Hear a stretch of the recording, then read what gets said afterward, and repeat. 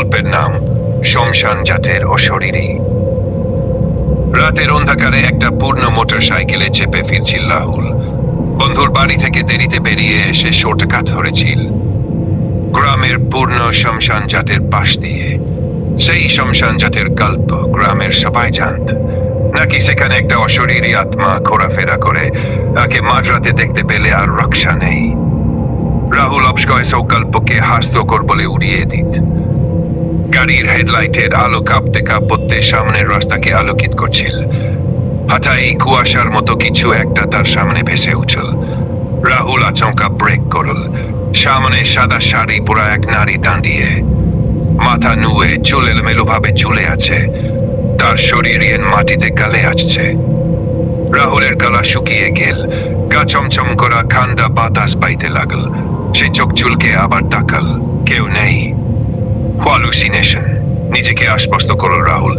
গাড়ির গতি বাড়িয়ে ছুটতে লাগল, কিন্তু গাড়ির পেছনে কারো গম্ভীর হাসির সে শব্দ।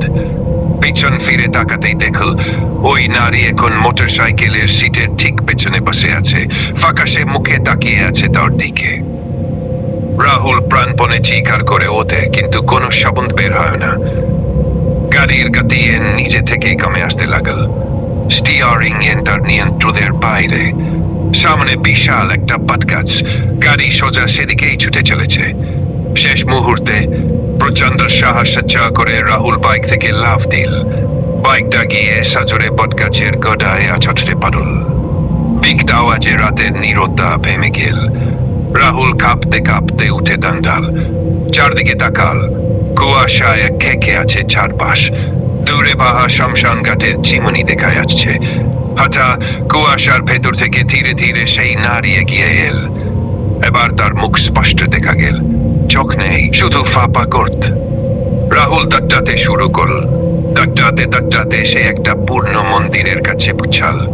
সেখানে দাঁড়িয়ে সে হাঁপাতে হাঁপাতে পিছনে তাকাল। নারীটা থেমে গেছে মন্দিরের সীমার বাইরে।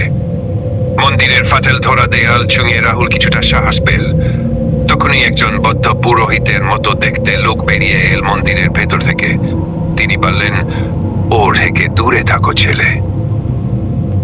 এই শ্মশানের অভিশপ্ত আত্মা বেঁচে ফিরতে চাইলে মন্দির ছেড়ে এক পাও সরিও না। রাহুল কাঁপা গলায় জিজ্ঞাসা করল, ওকে? পুরোহিত গভীর নিঃশ্বাস ফেলে বললেন, অনেক বছর আগে এই গ্রামের এক নারী ছিল, রত্না। তাকে রাতে শ্মশান ঘাটের কাছে একদল দুষ্কৃতী হত্যা করে মৃত্যুর আগে সে প্রতিশোধের সাধনা করেছিল। তারপর থেকে প্রতিটি মধ্যরাতে এই পথমারা তাকে সে ধরে নিয়ে আয় নিজের চোখের দিকে, যারা তার চোখে চোখ রাখে আর কখনো ফিরতে পারে না। রাহুল মাটিতে বসে পড়ল।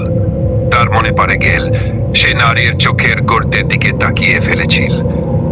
আমি কি করবো এখন? রাহুল কাঁদতে কাঁদতে বলল। পুরোহিত চুপ করে একটা তাবিজ বের করে দিলেন। বললেন, সুরা ওটা পর্যন্ত মন্দিরের ভেতরে থাকো, এই তাবিজ গলায় ঝুলিয়ে রাখো, ও তোমাকে ছুঁতে পারবে না। রাত দৃঢ় মনে হচ্ছিল। বাইরে থেকে মাঝে মধ্যে ভয়ঙ্কর হাসির শব্দ ভেসে আসছিল। একবার এক ছায়া এসে দরজার সামনে থামল, কিন্তু ফুঁকতে পারল না। শেষমেশ ভোরের প্রথম আলো ফুটতেই কুয়াশা পাতলা হতে শুরু করল। মন্দিরের বাইরে সেই নারীর ছায়াটাও মিলিয়ে গেল ধীরে ধীরে। রাহুল জীবনে প্রথমবারের মতো ভোরের আলো দেখে একটা স্বস্তি অনুভব করল। পুরোহিত বললেন, তুমি আজ বেঁচে গেলে, তবে মনে রেখো রত্নার আত্মা এখনো শ্মশানে ঘুরে বেড়াচ্ছে।